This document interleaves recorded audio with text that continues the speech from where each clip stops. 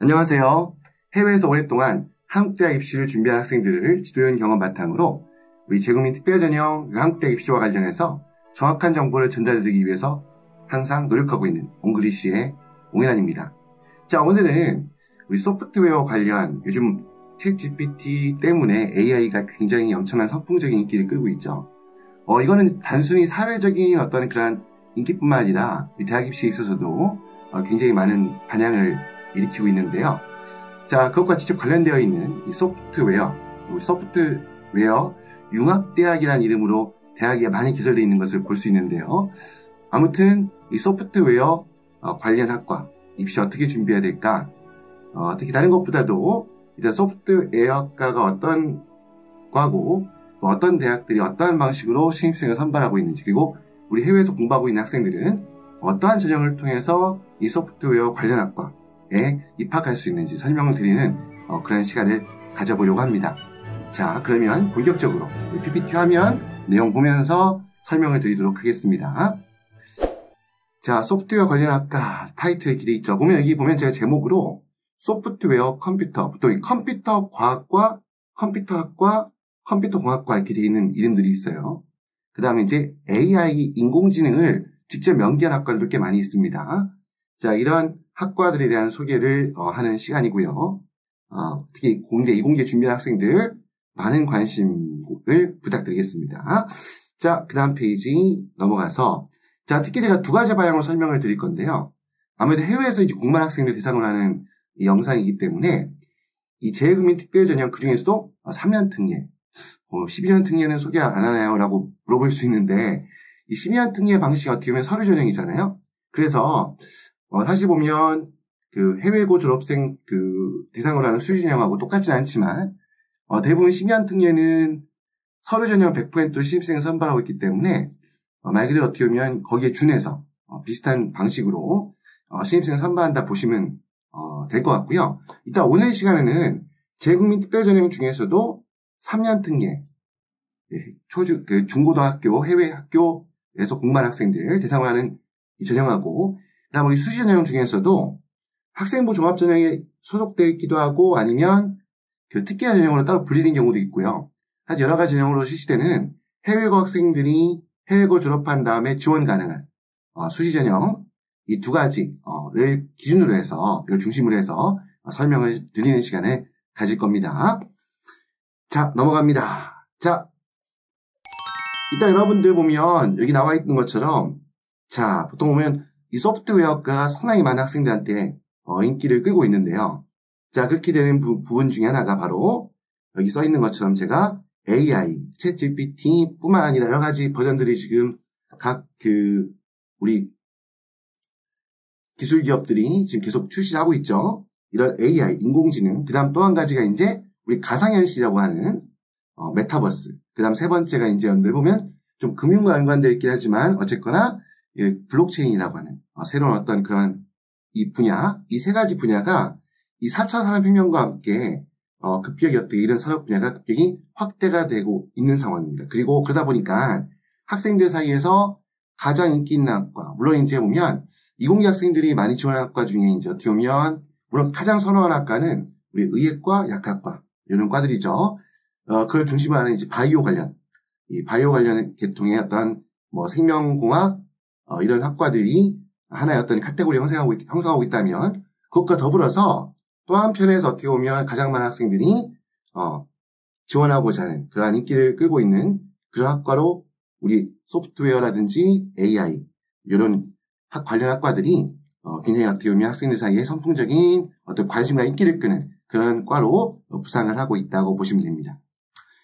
자, 그러다 보니까 전국에 있는 대부분 대학들이 이 학과들을 이 소프트웨어라든지 아니면 AI 관련 학과들을 앞다투어 개설하고, 기존에 개설되어 있는 학과들 같은 경우에도 단과대학으로 확대 개편한다든지 아니면 지방 캠퍼스에 있던 학과를 서울에 있는 본교로 이렇게 이전한다든지 이런 추세가 굉장히 눈에 띌 정도로 많은 확대 개편이 이루어지고 있고요. 그러다 보니까 이 수시전형에서도 과거에 우리 수시전형하면, 수시전형에서 특기 전형하면 과거에는 어학특기라는 게 있었어요. 근데 이제 최근에 이 어학특기 전형은 되게 축소가 되고 좀 줄어들었죠. 거기에 반해서 이 소프트웨어를 중심으로 하는 이 특기화 전형이 수시 전형에서 서로 개선이 된다거나 아니면 확대 개편되는 그러한 추세라고 볼 수가 있습니다. 자, 이 정도 말씀을 드리고요. 제가 또 하고 싶은 말을 막 장황하게 말씀드리다 보면 너무 길어지겠죠. 그래서 다음 페이지로 넘어가겠습니다. 자, 일단 소프트웨어학과가 무엇인가라는 페이지를 제가 준비했는데요. 이 부분은 한국직업능력연구원이라는 기관에서 정리된 자료를 제가 이제 따와서 이렇게 지금 PPT로 보여드리고 있는 부분이고요. 자, 일단 보면 소프트웨어 학과가 어떤 것이냐라고 되어 있는데, 일단 소프트웨어 공학은 소프트웨어의 개발과 운용 이렇게 돼 있죠. 흔히 여러분들 우리 보면 그 어플이라고 하죠, 어플. 자, 그게 어떻게 보면 이제 보면 우리가 실생활에서 가장 많이 사용하는 일반 소비자들이 사용하는 그러한 소프트웨어라고 할 수 있는데요. 2000년대 초반에 여러분들 보면 인터넷이 폭발적으로 성장하면서 우리가 보통 이제 보면 전문적인 이야기로 웹2라고 하는데 맞죠? 이걸 통해서 인터넷을 통한 그러한 커머스가 굉장히 많이 발전하게 되죠. 그래서 여러분들 아시다시피 대표적으로 아마존이라든지 아니면 우리 보면 그 페이스북 같은 그런 SNS, 하여튼 아마존과 같은 어떤 그런 전자상거래 이런 부분들이 굉장히 폭발적으로 성장하는데요. 자, 이런 분야에 대해서 흔히 우리가 IT라고 하죠.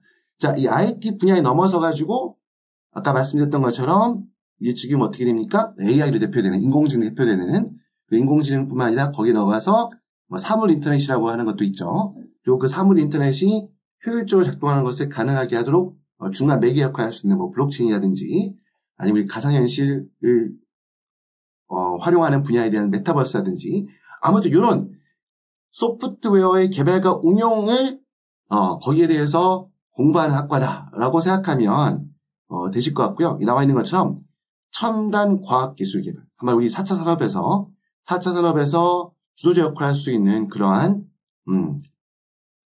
인재를 길러내는 교육하는 그런 학과라고 보시면 됩니다. 자, 그래서 밑에 보면 학과 특성 써 있는데 여기 보면 아무래도 이제 보면 당연히 우리 소프트웨어를 우리가 작동하고 운영할 수 있는 기본적인 매체가 컴퓨터가 되겠죠. 그래서 컴퓨터와 소프트웨어를 이용하는 것. 자, 여기에 대해서 이제 공부를 한다 볼 수 있고 이런 분야는 갈수록 우리 사회에 차지하는 비중이 점점 커지고 있기 때문에 여기에 대한 수요도 넓어질 것이고 그만큼 이 관련 분야에 많은 인력을 요구하고 있겠죠. 자, 이렇게 될 거라 보시고 그 다음에 흥미와 적성, 어떤 학생들이 이제 그 소프트웨어 관련 학과를 지원하는 게 좋냐라고 했을 때 한마디로 사실 보면 어떤 학생이라고 특정을 지을 수 없겠지만 그래도 어쨌거나 학생 본인이 스스로가 이 IT 기술을 활용하는 한마디로 컴퓨터에 대해서 어떻게 보면 다루는 것을 좋아한다거나 아니면 깊은 소질을 갖고 있는 학생들 이런 학생들이 아무래도 이 학과에서 소프트웨어 관련 학과에서 공부하는데 조금 적합하다고 할 수 있겠죠. 그래서 요즘 보면 스마트 기기뿐만 아니라 우리 보통 보면 이제 무인 키오스크라고 하죠. 그러니까 사람을 직접 활용하지 않는 요즘 보면 이제 보면 우리 공장에서도 물건을 생산하고 하는 데 있어가지고 과거처럼 어떻게 보면 사람의 직접 인력을 투입하는 것이 아니라 점점 어떻게 됩니까? 로봇이라는 것으로 대체가 되고 있죠. 이제 아무튼 이런 거에 대해서 관심을 많이 갖고 있는 한마디로 이 소프트웨어를 활용하고 쉽게 말하면 컴퓨터를 잘 만지고 컴퓨터 만지는 걸 좋아하는 친구들 그래서 그걸 통해서 뭔가 그래서 코딩 언어를 보통 요즘은 중학생, 고등학생이면 코딩에 대해서 관심 있는 친구들은 굉장히 많은 것을 습득하고 있어요. 그래서 이런 분야에 대해서 좀 이렇게 보면 이런 걸 다루는 데 있어서 가령 보면 굉장히 다양한 컴퓨터 언어들을 활용하는 거잖아요. 이 어떻게 우리 어른들이 봤을 때는 굉장히 어렵거든요. 근데 학생들 입장에서는 근데 모든 학생들이 이걸 싫어하는 건 아니고 여기에 대해서 특별히 어떻게 관심이 많고 이런 그 원리, 코딩의 원리를 쉽게 응용하고 활용할 수 있는 친구들이 있어요. 아무튼 이런 분야에 있는 학생들이 아마 이 학과에서 공부하는데 있어가지고 조금 더 유리할까 하다 아니면 적합하다 할 수 있겠죠. 자, 다음 페이지 넘어가겠습니다. 자, 그러면 이러한 그 소프트웨어 관련 학과에 도전하기 위해서 어떤 그 준비가 필요할까라고 하면 기본적으로 코딩이라고 하는 이 코딩은 일종의 기본적인 언어라고 보시면 될 것 같아요. 한번 소프트웨어라는 부분을 어떻게 보면 그 다루고 만들고 그렇게 운영하고 관리하는 데 있어가지고 가장 기본이 되는 요소가 코딩이라고 할 수 있겠죠. 그래서 코딩에 대한 어느 정도 이왕이면 좀 깊이 있는 그런 학습이 필요할 거라 보고요. 그럼 제가 뉴스 구독이라고 지금 써 있는데 이 부분 가만히 보면 여러분들 뭐냐면 시사적인 부분에 대해서 좀 관심을 가져야 된다는 얘기죠. 당연히 이 우리들 우리 4차 산업혁명은 시사적인 부분과 굉장히 밀접합니다. 말씀드렸던 것처럼 우리가 이제 그 인공지능을 활용하고 그 인공지능을 최근에는 뉴스에 보면 이제 로봇에까지 인공지능을 적용한다고 하죠. 그러니까 우리 어떻게 보면 우리가 예전에 만화에서 보던 우리 어렸을 때 봤던 아톰이라는 만화에서 봤던 그 아톰이라는 그런 캐릭터가 실제 현실에 등장할 수 있다는 거죠. 아무튼 그 외에도 이제 메타버스라든지 아니면 조금은 투기적인 요소로 많이 강조되고 있지만 어쨌거나 그 블록체인 관련된 부분들 이런 부분들이 사회 전반에 있어 굉장히 많은 영향을 미치고 있어요.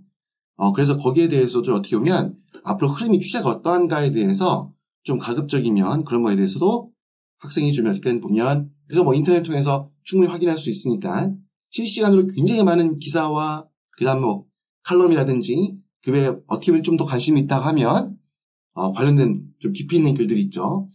에세이보다 조금 깊이 있는 뭐 논문 같은 경우도 관심 있는 학생들은 꼭 찾아서 읽어보는 습관을 가지시는 게 굉장히 도움이 될 겁니다.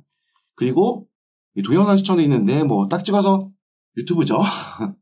예, 유튜브를 통해서도 보면 굉장히 많은 어떻게 보면 이런 관련된 분야에 대한 그걸 소개해주는 굉장히 많은 그런 채널들이 있기 때문에 그걸 통해서 그걸 보면서 그렇다고 여러분들 요거 본다는 핑계로 유튜브 활용할 수 있는 자유권을 얻은 다음에 다른 걸 다른 오락을 하기 위해서 활용하면 안 됩니다.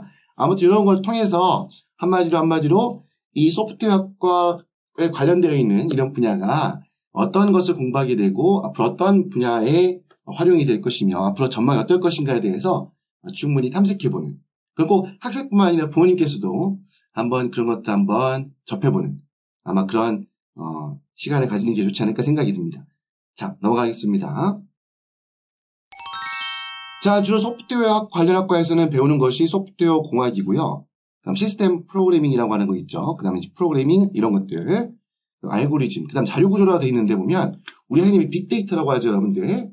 그래서 이걸 공부하는 전문적인 과가 보통 데이터 사이언스 학과라고 제가 알고 있긴 한데요. 그래서 빅데이터가 굉장히 많은, 특히 우리 소셜 커머스 분야에서는 굉장히 중요한 자료로 활용이 되고 있죠. 뭐 그것뿐만 아니라 보면 우리 보통 보면 유튜브만 해도 여러분들 보면 유튜브의 알고리즘이 내가 주로 즐겨본 어떤 그런 분야가 있으면 그걸 몇 개의 영상을 보고 나면 그 다음부터는 자연스럽게 자동으로 제가 좋아할 만한 그러한 영상들을 추천해 주잖아요. 채널을 추천해 주잖아요. 이제 그런 부분들이 어떻게 보면 전부 다 빅데이터, 데이터 사이언스 관련된 분야입니다. 하여튼 이런 분야에 대해서 공부하는 거라고 소개가 되어 있고요. 다음 페이지 넘어가겠습니다. 자, 이름들이 굉장히 다양해요. 그래서 저도 제가 전공한 분야가 아니다 보니까 모든 학과가 어떻게 과 이름들이 너무 많아가지고 제가 아마 뒤에 소개해드릴 내용 중에 보면 이것도 선생님 이것도 소프트웨어 관련 학과예요 라고 하는 과인데 제가 찾아내지 못한 경우 있을 수도 있습니다. 그럼 감안하시고요. 대체 어떤 이름들로 되어 있느냐. 요즘에 여러분들 제가 다른 전공 관련해서도 설명드릴 때도 말씀드렸지만 이름이 너무 다양해요. 대학 옛날처럼 우리 보면 옛날처럼 어떤 과 하나 뭐 컴퓨터 하면 옛날 같으면 전부 다 컴퓨터 공학과였겠죠. 근데 이제 지금은 굉장히 대학들마다 대학의 특성에 맞춰서 어떻게 보면 또 한 가지 아무래도 대학도 이제 경쟁에 돌입한 상태가 됐죠. 더 많은 신입생을 유치하지만 대학에 운영하는 데 있어서 그런 재원을 확보할 수 있는 그런 상황들이 생겼기 때문에 어떻게 보면 좀 약간 이거 어떻게 보면 그 홍보라고 할까요? 이런 측면에서 학과 이름을 좀 더 세련되게 만들기 위해서 다양한 이름도 도입하다 보니까 관련 학과 이름도 굉장히 다양한데요. 그 중에서 대표적인 몇 가지만 제가 정리해봤는데요. IoT 소프트웨어라는 거였는데 IoT는 사물 인터넷을 말합니다. IoT 소프트웨어, 글로벌 소프트웨어. SWD 있는 게 뭐야? 이게 소프트웨어를 줄여놓은 거죠. 그래서 미디어 소프트웨어, 빅데이터 아까 말했던 것처럼 빅데이터 아니면 데이터 사이언스 밑에 나와 있나요? 뭐 사물 인터넷 학과, 소프트웨어 공학, 소프트웨어 융합, 소프트웨어 인터넷 소프트웨어, 인베디드 소프트웨어, 컴퓨터 공학, 컴퓨터 소프트웨어, 데이터 과학. 뭐 이때 굉장히 다양한 이름들이 있어요. 여기 AI라든지 아니면 인공지능학과도 있습니다. 여기 지금 적혀있지 않은데요. 그것도 한 큰 분야고 아까 초반에 제가 말씀했던 것처럼 대학들이 보면 소프트웨어 융합대학이라고 해서 이렇게 어떤 단과대학으로 보통 학부 이상의 어떤 규모를 가지고 개설이 되어 있는데 단과대학으로 개설되어 있는 케이스도 많이 있습니다. 그럼 이 과에 나와서 어떤 걸 하겠느냐? 자, 이걸 제가 읽어드리면 시간 너무 많이 걸리겠죠? 좀 깨알 같아서 보일지 모르겠는데 한번 화면 확대해 드릴까요? 예, 좀 확대하면 조금 보는데 편할까요? 예. 예, 여기 보니까 뭐가 굉장히 많죠? 네. 3D 프린팅, 데이터베이스, 무인 자동차, 블록체인, 사물 인터넷, 스마트팜, 예. 한 번씩 여러분들 정말 소프트웨어 관심 있는 학생들 같은 경우에는요, 이 용어들은 시사적인 부분에서도 중요할 수 있거든요. 그래서 이런 용어들에서 한 번쯤은, 요즘은 네이버 검색하면 굉장히 많은 게 나오잖아요. 위키피디아라고, 맞죠? 그게 일목요연하게 정리된 것도 있죠. 그럼 꼭 여러분들 한 번씩, 내용이 처음에 느끼게 보면, 저도 개인적으로는 관심 있어 이런 분의 글들을 많이 보고는 있는데요. 처음에 이걸 잘 접하기 힘든 이유가 뭐냐면, 처음 봤을 때는 솔직히 이게 어려워요. 도대체 이게 무슨 말이야? 라고 할 정도의 외결을 보는 거 있잖아요. 너무 전문 용어가 많아서 이게 처음에는 이해가 잘 안 되는데 자꾸 보다 보면요. 비슷한 용어들이 반복이 되기 때문에 나중에 보면 자연스럽게 글을 읽고 이해하는 그 능력이 좀 향상이 됩니다.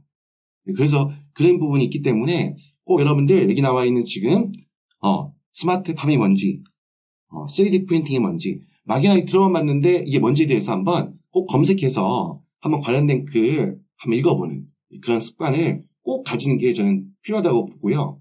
꼭 여러분들 소프트웨어 전공을 하는 뿐만 아니라 요즘 보면 그 상경이나 경영학과에도 이 소프트웨어가 결합이 돼가지고 이런 문이과가 통합이 되는 어떤 그런 융합 단과대학들, 융합 학과들도 많이 등장하고 있거든요. 그래서 꼭 이공계에 입주한 이과 학생들뿐만 아니라 문과 학생들 같은 경우에도 혹시 이 영상을 보신다면 여기 나와 있는 이러한 많은 용어들 있죠. 이런 것들에서 이게 뭔지에 대해서 한 번쯤은 찾아서 읽어보는 그러한 시간을 가지는 게 도움이 되지 않을까라는 생각을 합니다. 자, 우리 전형만 소개한다 해놓고 자, 소프트웨어 관련 학과 소개하는 게 굉장히 길어졌네요. 예, 다음 넘어갑니다. 아마 다음 페이지가 이제 본격적으로 전형 방식을 소개가 될 것 같은데요. 자, 넘어갑니다. 자, 여기 이제 보면 첫 번째 이제 카테고리가 소프트웨어학과 여기 써있죠. 재외국민 특별전형 3년 등의 전형 방식 되어 있죠. 사실 여러분들 소프트웨어 관련 학과는 의예과라든지 약학과, 간호학과라든지 미대처럼 이렇게 별도의 전형으로 분리되는 경우는 별로 없어요. 대부분 다 일반 학과로 분리되거든요. 3년 등에서 그 3년 등의 전형에서는 일반 학과하고 거기 포함돼서 일반 학과 중에서도 보통 대부분 자연계가 되겠죠. 그 자연계에 포함돼서 신입생을 선발하기 때문에 사실 일반적인 학과의 선발 방식과 큰 차이가 없습니다. 그래도 제가 따로 어떻게 여러분들 보면 학과 한 번씩 보다 보면 학과마다 전형 방식이 틀리지 않을까라고, 특히 소프트웨어는 뭔가 특별하지 않을까, AI니까 뭔가 특별하지 않을까, 굉장히 학생들이 많이 좋아하는데 뭔가 특별하지 않을까. 그래서 의예과도 따로 어떤 전형 방식이 있고 미대도 다른 전형 방식이 있으니까 소프트웨어과도 다른 전형 방식이 있지 않을까라고 궁금해하고 거기서 질문 주신 분들이 있거든요. 그렇지 않습니다. 일단 일반적인 3년 등의 전형 방식에 준하해서 신입생을 선발한다 보시면 되고요. 자, 아무튼 여기 보시면 나와 있는 것처럼 제가 학과들 좀 확대를 조금 해볼게요. 자, 여기 보시면 제가 이제 그 주요 대학들만, 제가 모든 대학들 3년 등의 전국에 개설된 4년제 모든 대학은 대부분 다 거의 99% 이상 3년 등의 신입생을 선발하는데 제가 모든 대학을 나열하지는 않고요. 좀 여러분들 이름을 들어봤던 주요 대학들만 이 자료에 담아놨으니까 그걸 참고하시면 되고요.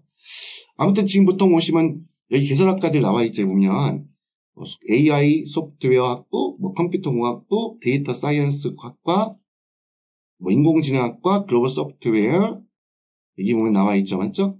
인공지능, 정보융합 이렇게 되어 있는데요.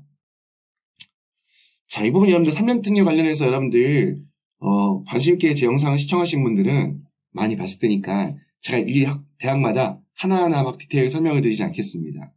그냥 한번 쭉 띄워드리는 것들 보시는 것처럼 보면 서류, 면접, 건대같이 건국대학교처럼 원래 필답을 학교니까 필답 영어 수학 시험, 경희대도 영어 수학 시험, 근데 이제 이과니까 수학이 60% 비중을 차지하죠.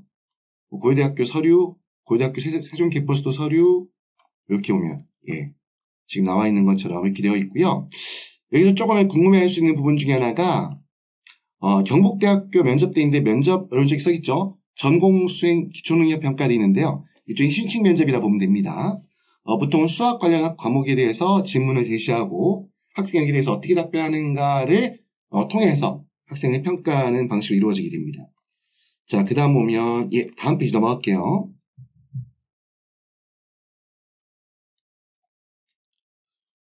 이 학과와 관련해서 여러분들 보시면 이 자료가 참고로 제가 지금 유튜브에서 그 정리하는 내용들의 자료들은 대부분 다 네이버 블로그에 옹글리쉬 아니면 티스토리의 옹글리쉬라고 검색해 보시면요. 거기에도 제가 이제 그 블로그를 운영하면서 거기다가 이런 자료들을 그대로 올려놓거든요. 그래서 혹시라도 궁금하신 분들이 있으면 네이버 블로그 혹은 티스토리에 옹글리쉬, ONGLISH 아니면 그냥 한글로 옹글리쉬 검색해서 들어가 보시면 지금 띄워드린 자료들 아마 확인할 수 있을 겁니다. 참고하시고요. 자, 보면 여기 보면 이제 또 보면 예, 부산대 같은 경우는 알다시피 토익, 토플, 탭스 점수 제출하면 가산점이 부여되는 방식이 있다는 거고 세종대학교는 뭐 영어 100%로 신입생을 선발합니다. 이과도 마찬가지예요. 좀 특이한 형태고요. 밑에 보시면 숭실대학교 여기도 보면 숭실대학교 컴퓨터학부 IT 융합 전공 소프트웨어 학과가 있는데요. 이 서류 100%돼 있는데 이게 올해 이번 여름에 이제 지금 2023년이니까 이번 10월 달에 보는 전형이 2024학년도 신입생 선발 전형이겠죠. 이번 입시부터 숭실대학교는요. 서류 100% 전형하는 방식으로 바뀌었습니다. 그래서 여기 보면 서류 100%라고 써 있는 거고요. 예. 네. 되어 있고 아주대학교 보면 아주대학교가 죄송합니다. 수강 능력 시험에 있는데 이 수강 능력 시험이 뭐냐면요. 그냥 필답 시험이에요. 이름만 수강 능력 시험이라고 해놓고 실제 그 기출 시험지 보면 그냥 일반적인 그 특례 영어, 특례 수학 이런 특례 필답 시험이라 보시면 됩니다. 이제 이렇게 시험을 봐서 학생을 선발하고 있고요. 자, 이렇게 해서 내용들 보시면 나와 있죠. 자, 다음 페이지 넘어가겠습니다. 예, 다음 페이지도 나와 있죠. 뭐 전북대학교, 제주대학교, 이런 국립대학들, 그 다음에 이제 보면, 예. 한동대학교는 아시다시피 1학년 때 처음 입학할 때 과를 정하지 않습니다. 1학년 때는 신입생 전체가 자율전공으로 입학해서요. 1학년 때 공부한 결과를 가지고 2학년 때 전공을 선택하게 됩니다. 한양대학교 컴퓨터 소프트웨어 학부, 여기 있고, 한양대 에리카는 수학을 시험 봅니다. 자, 이렇게 되어 있는데, 자, 지금 보여드린 거는 지난해 2023학년도 입시조가, 아직 2024학년도 입시조강이 대부분 나와 있지 않거든요. 뭐, 기본 계획만 발표된 경우가 있는데, 사실 2024학년도 입시는, 입시 전형 방식은 지난해 했던 2023학년도 전형 방식과 큰 차이가 없고, 달라진 부분에 대해서는 아마 제 채널에 보면 2024학년도 입시요강 중에서 변경사항 정리한 영상이 있을 거예요. 그 내용 보시면, 여기도 물론 그걸 적용해서 제가 반영시켜놨지만, 그걸 보시면 참고할 수 있을 까 보고요. 아무튼, 여기 나와 있는 학과들, 이렇게, 전형 3년 특례에서 소프트웨어 관련 학과는, 이러한 과들이 개설되어 있고, 전형은 이런 방식으로 해서 신입생을 선발하고 있다라는 거 참고하시면 좋을 것 같습니다. 화면 줄이고, 다음 페이지 넘어가겠습니다. 아마 다음 페이지는 이제 아마 수시 전형에 관한 거겠죠. 이번에는 소프트웨어 관리 학과 관련해서 이 해외고 졸업생들이 지원 가능한 수시 전형을 제가 요약한 건데요. 지금 보시면 여러분들 보면 이거는 한글 파일 제가 처음에 만들었던 편집했던 자료를 그냥 그대로 보여드리는 거고요. 결코 제가 수시 전형을 무시해서가 아닙니다. 예, 저도 하다 보니까 제가 학원 운영하고 학생들 가르치면서 하다 보니까 남 정신이 좀 없어요. 많이 바빠요. 네, 그래서 제가 깜빡했습니다. 아무튼 이 내용 보시면 되는데 제가 이 모든 전형을 올려놓지 않았고요. 여긴 주로 제가 뭘 중심으로 정리했냐면요. 해외고 졸업생이 우리 수시에서 학생부 종합전형 중에서 각 대학마다 보면 해외고 졸업생이 지원 가능한 전형이 거의 대부분 대학에 하나씩은 다 있어요. 가끔 없는 경우도 있긴 하지만 대부분 다 있다고 보시면 되고요. 그 중에서도 이 소프트웨어 관련해서 약간 좀 특화시켜놓은 그런 전형들, 그걸 중심으로 했고, 가끔 이제 어떻게 보면 그냥 일반 학생부 종합전형 중에서 일반 전형 중에 해외 학생들이, 해외 졸업생들이 지원할 수 있는 전형도 포함시켜 놨는데, 아무래도 제가 특기자 전형으로 중심했기 때문에 대학 중에 보면 아마 특기자 전형 말고도 특기자 전형에서도 신입생을 뽑지만 그렇지 않고 일반 학생부 종합 전형 중에서도 해외고 졸업생들이 지원할 수 있는 전형이 있거든요. 그것까지는 포함시키지 않았다는 부분 참고하셨으면 좋겠고요. 제가 일단 여기 정리한 방식 그 전형들은 전부 다 해외고 졸업한 학생들이 지원 가능하고, 그리고 수학능력 시험 최저 학력 이 점수가 반영되지 않는, 한마디로 수학능력 시험을 보지 않아도 지원할 수 있는 그런 전형들을 제가 정리해 놓은 겁니다. 자, 여기 보시면 여기 보면 전형 방식은 보통 대부분 다 1단계 서류 전형을 실시해서 3배수, 5배수, 3.5배수, 7배수 이렇게 먼저 그 정도였다면, 예를 들어서 이게 무슨 말이냐면 10명을 선발한다 그러면 1단계 서류 평가를 통해서 3배수 하면 30명을 추려내는 거죠. 그 한마디로 10명이 정원이다, 100명이 지원했다 하면 10대 1이겠죠. 그 학생들이 전부 다 2단계까지 진행하는 것이 아니라 먼저 1단계에서 그 학생이 제출한, 흔히 학생부 종합전형이니까 중심이 되는 거는 학교 내 인성적이나 아니면 일반 인터내셔널 스쿨 다니는 학생들 같은 경우는 표준 학력평가 시험 성적 같은 게 되겠죠. 자, 이런 걸 통해서 일단 서류 평가를 통해서 일단 3배수라고 한다 그러면 정원이 10명이니까 30명까지 추려낸 다음에 10배수까지 하는 경우는 70명까지 추려내는 경우겠죠. 이렇게 한 다음에 그 다음에 이 학생들 대상으로 해서 2단계 면접을 실시하는 이런 형태가 대부분입니다. 이게 일반적인 우리 학생부 종합전형의 방식하고 거의 비슷하고요. 여기에 준해서 이렇게 진행한다 보시면 되고요. 그래서 1단계 서류, 2단계는 면접을 실시한다. 대학마다 보통 3배수, 1단계 3배수 선발하는 경우가 많은데 경우에 따라서는 4배수, 5배수, 많게는 7배수까지도 하는 경우가 있고요. 이 배수가 중요한 이유는 뭐냐면, 이런 데 보면 우리 수시 같은 경우는 당연히 우리 12월 가면 12월 되면 우리 추가합격이라는 충원합격이라고 하는 그런 과정을 거치게 되죠. 이 충원합격이 그 기회를 얻기 위해서 최초 합격이 안 됐다 하더라도 충원합격의 기회를 잡기 위해서는 일단 최소한 1단계는 통과해야 돼요. 무슨 말이냐면 1단계의 서류 전형을 통해서 대학에서 정한 3배수나 5배수 이 안에 들어야지, 그래서 이렇게 예비 합격이 되겠죠. 그렇게 그 안에 들어야지만이 최초 합이 안 돼가지고 떨어졌다 하더라도 12월에 충원 합격에서 추가 합격의 기회를 얻을 수가 있는 겁니다. 무슨 말씀인지 알겠죠? 이 말은 1단계를 통과하지 못한다. 우리 아이가 내가 1단계의 서류 전형을 실시한 결과 3배수 안에 들지 못했다 라고 한다 그러면 이 경우는 그냥 그 대학의 그 학년도의 전형에서는 탈락이 된 겁니다. 12월까지 아무리 기다려봐야 충원합격 되지 않습니다. 하여튼 그런 부분 알고 계시겠지만 한번 제가 참고로 말씀을 드렸고요. 자, 여기 보면 이제 보면 특히 보시다시피 보면 이게 보면 경희대학교 같은 경우는 KSW 인재라고 되어 있는데, 아마 제가 봤을 때는 K라면 한국이죠. 한국의 소프트웨어 인재전형, 아니 경희대학교의 소프트웨어 인재전형이 있구나. 자, 그 다음 보면 동국대학교에도 보면, 동국대학교는 그 학생부 종합전형을 이름을 도드림이라고 했는데 그 중에서 소프트웨어만 별도로 이렇게 따로 한 전형이 있어요. 이거를 제가 도드림이 안에 소프트웨어 포함되가 아니라 이렇게 이름이 똑같이 도드림에 괄호치고 소프트웨어라고 하는 이런 전형이 있습니다. 그 다음에 이제 보면 성균관대학교 과학인재, 이화여대 과학특기자, 밑에 보면 이제 카이스트의 특기자, 한양대학교의 소프트웨어 인재라고 되어 있죠. 보시는 것처럼 지금 보면 수시 전형에서 이렇게 소프트웨어 관련 학과들만 별도로 추려서 이렇게 신입생을 선발할 정도로 대학에서도 소프트웨어 관련 학과에 신입생을 선발하는데 관심이 굉장히 많고요. 또 어떻게 보면 소프트웨어 같은 경우는 어떻게 보면 학업적 이유도 중요하겠지만 그 전공 분야 관련한 학생의 어떤 그러한 소질, 자질도 중요한 부분이겠죠. 이제 그러다 보니까 특기 전형으로 이렇게 분리해서 신입생을 선발하는 케이스도 눈에 많이 띈다고 보시면 되겠습니다.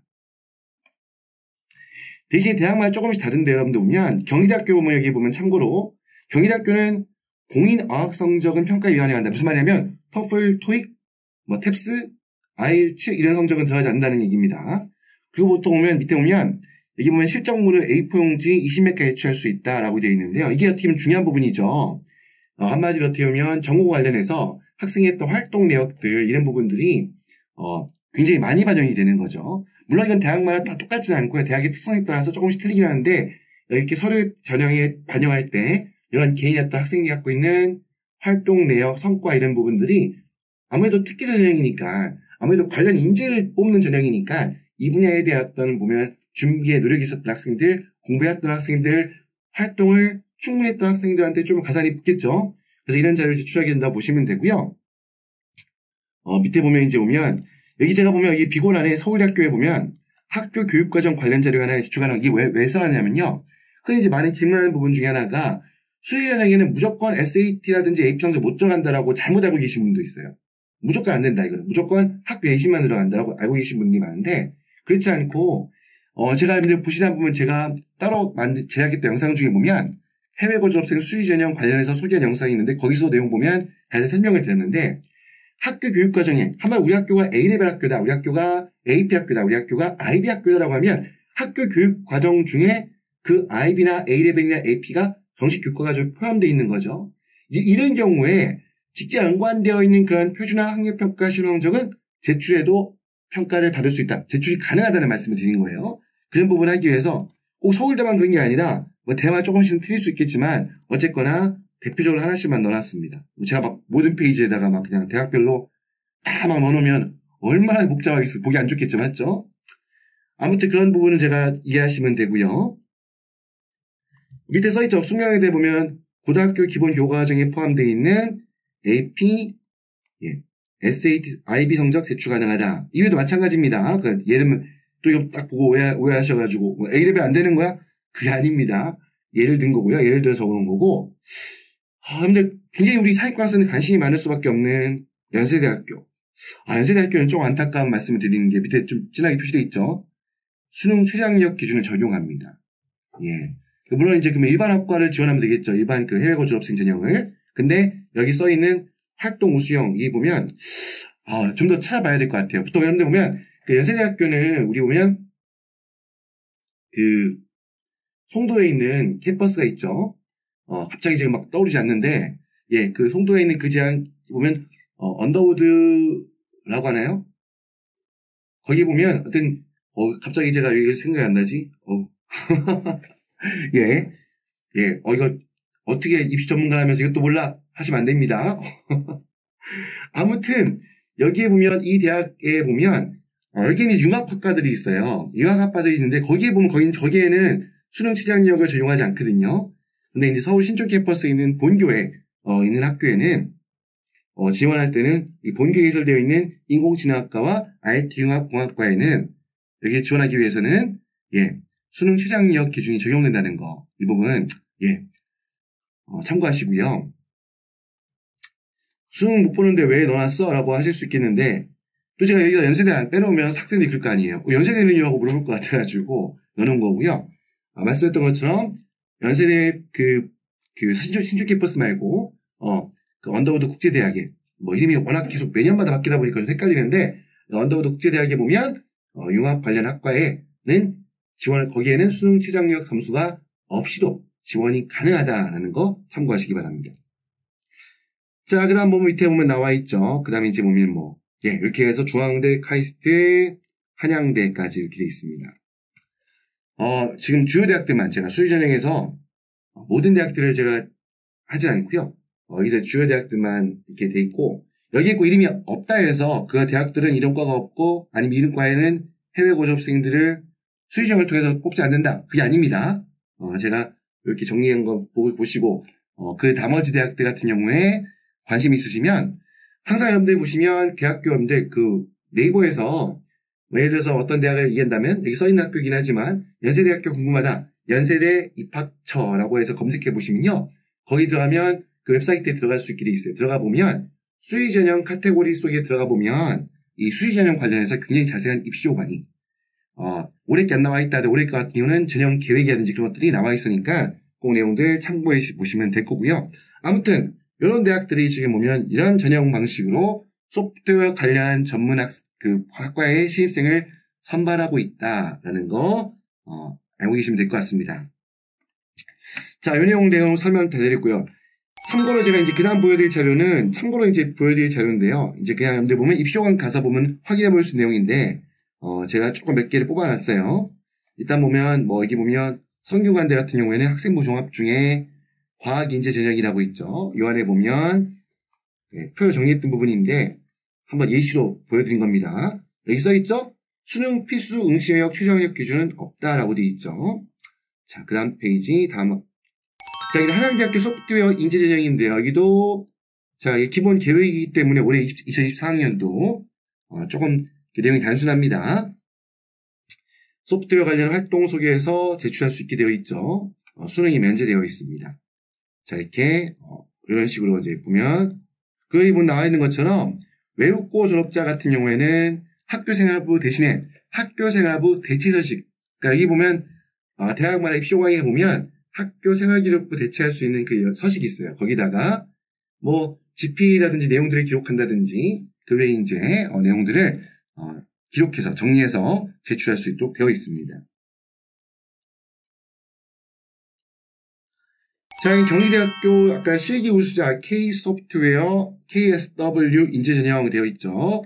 자, 이것도 봤던 내용인데 여기 보면 A4용지 단면 최대 20매까지 개인활동 자료 및 실적물을 제출할 수 있다. 단 공인어학 성적은 평가에 반영하지 않습니다. 뭐 이런 내용들이 있습니다. 자, 다단계 전형 실시하죠. 아까 말씀드린 것처럼 대부분 마찬가지입니다. 다음 페이지 넘어갈게요. 자, 그 다음에는 국민 프론티어, 제출서류 이 부분을 보여드린 거는, 여기 보면 써있는 것처럼 국외 재학 고등학교 졸업 예정자 같은 경우에, 어떤 절차를 준비해야 되는가. 이 여러분들 3년 특례 재국민 특별전형에서 그 서류 준비해서 제출해야 되는 서류 있잖아요. 이 해외고 졸업생을 대상으로 하는 수시전형 같은 경우도 거의 똑같다 보시면 돼요. 대신에 이제 해외고 졸업 수시전형 같은 경우는 부모님의 어떤 자격 조건, 부모님 어떤 보호자의 해외 근무 기간 이런 건 중요하지 않죠.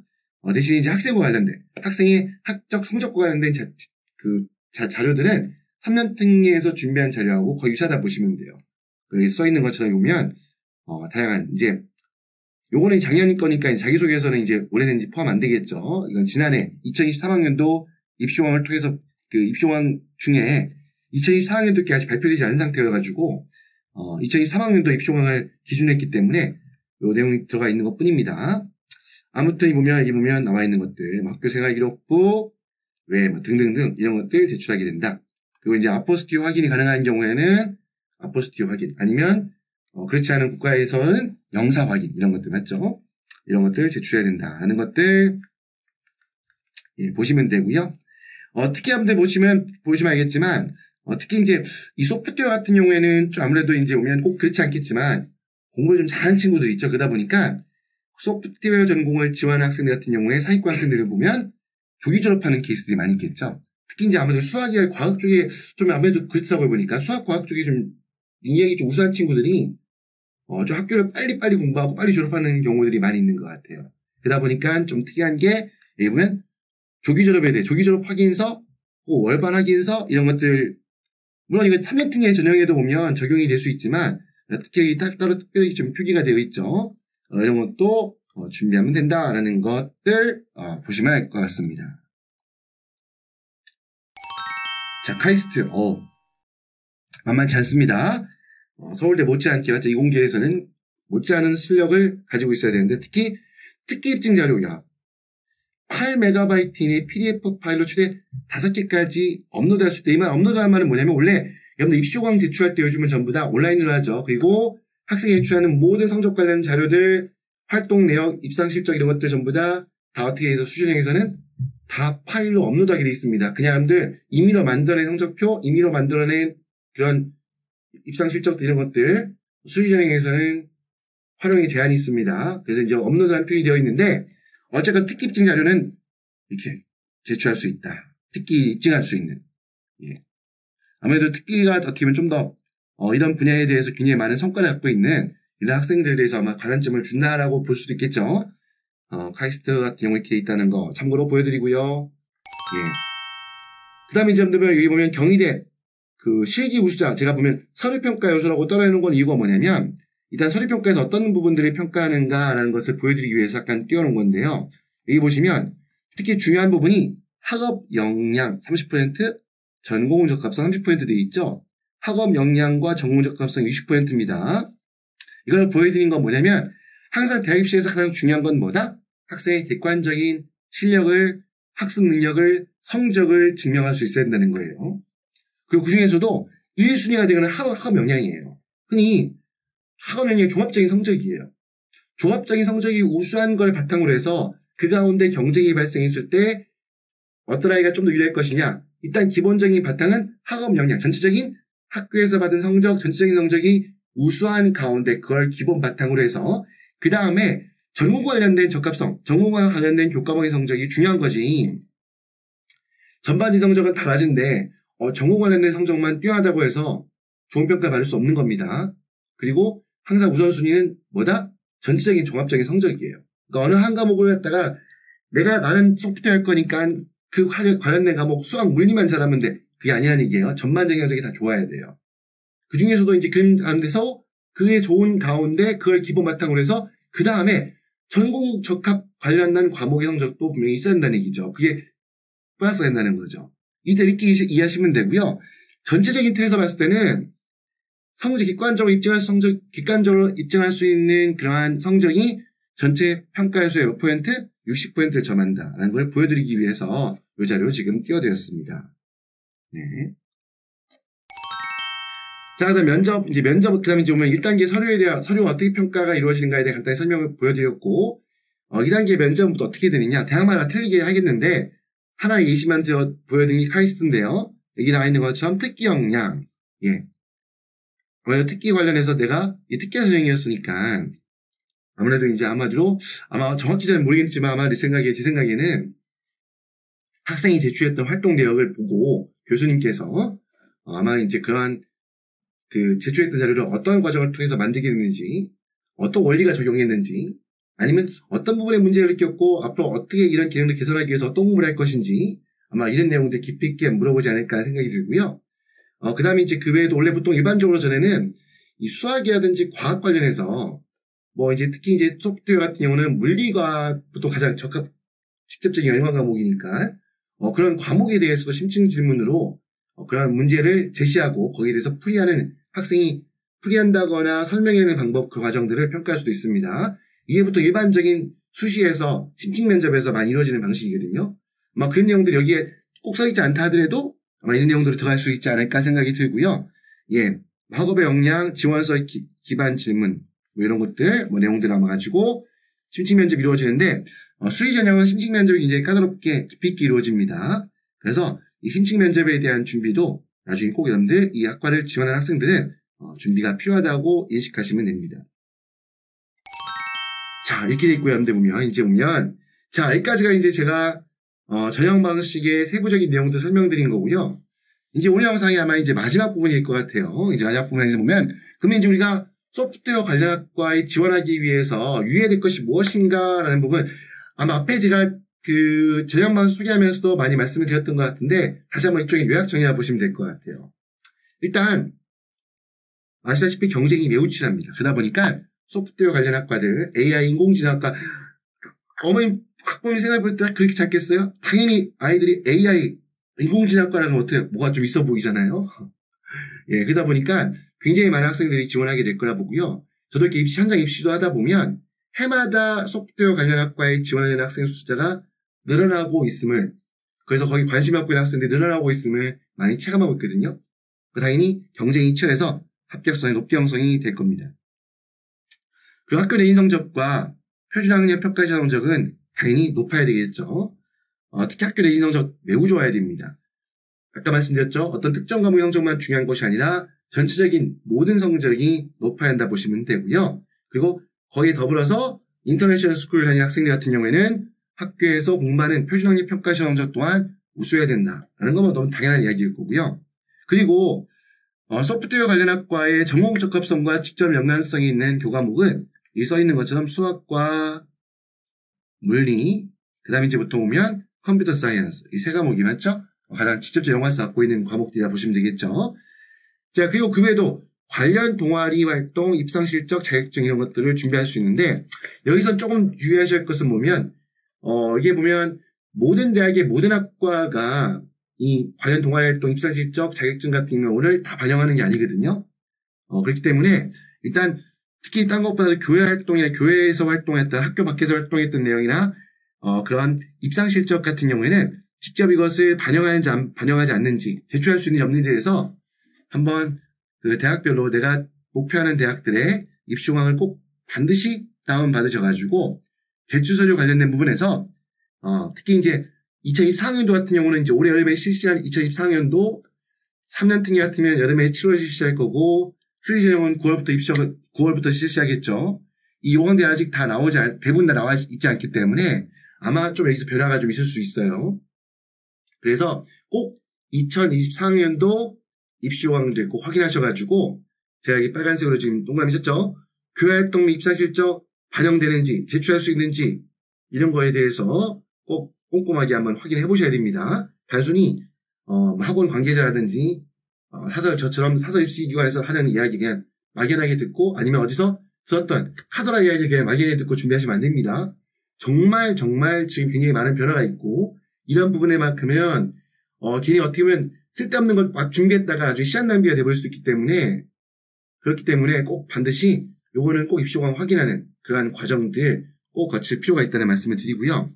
그 다음 마지막 드리고 싶은 말씀은, 이 사회권 학생들이 많이 좋아하기 때문에 경쟁률이 치열하고, 어떻게 보면 이제 합격수 높게 형성될 텐데, 또 반면에 이런 것도 있어요. 최하위권 학생들이 다수 중하다 보니까 성적이 높은 친구들 어떤 특성이 있습니까? 위에부터 순서로 6개 대학을 쓰게 되겠죠. 그럼 상위권 그 성적이 좋은 친구들이니까 아무래도 뭡니까?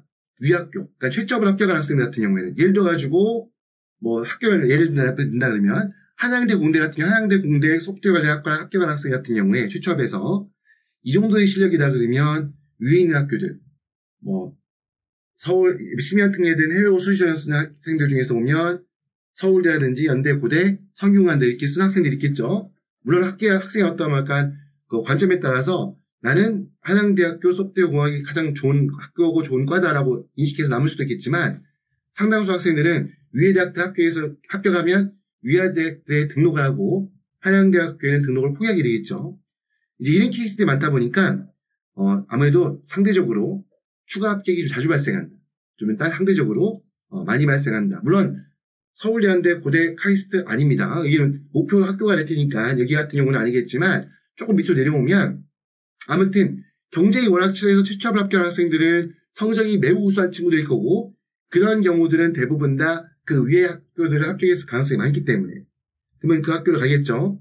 그렇기 때문에 의외로 추가 합격이 많이 발생하는 어떤 그런 성향도 좀 가지고 있다라는 부분 참고하셨으면 좋겠습니다. 자, 이게 이제 마지막 페이지네요. 벌써 시간이 꽤 대법됐습니다. 원래 제가 처음에 이게 준비하면서는 30분 만에 끝내야지, 물론 30분에 못 끝낼 줄 알았어요. 왜냐면 소프트웨어 관련해서 저도 이렇게 자료를 주사다 보니까 생각보다 굉장히 많더라고요. 그래서 좀 드리고, 굉장히 빠른 속도로 간단하게 설명을 드리고자 했는데도 좀 제법 시간이 길어진 것 같은데요. 아무튼 소프트웨어 관련 학과 설명을 드리는 영상 이걸로 마무리할 거고요. 오늘 보신 내용들 여러분들 기본적인 그냥 전체적인 개괄이 이렇다더라 라고 한번 이해하는 정도에서 받아들이시고요. 정말 디테일한 내용들에 대해서는 정말 꼼꼼하게 입시공항 다운받아서 확인하시고 공부하는 시간 가질 수 있었으면 좋겠습니다. 자, 오늘 시청하신 영상 여러분들 해외학교에서 공부하면서 한국대 입시 준비하는 데 있어 꼭 도움이 되셨으면 좋겠고요. 도움이 되셨다면 구독과 좋아요, 알림 설정 꼭 부탁드립니다. 지금까지 잉글리시 옹일환이었습니다. 감사합니다.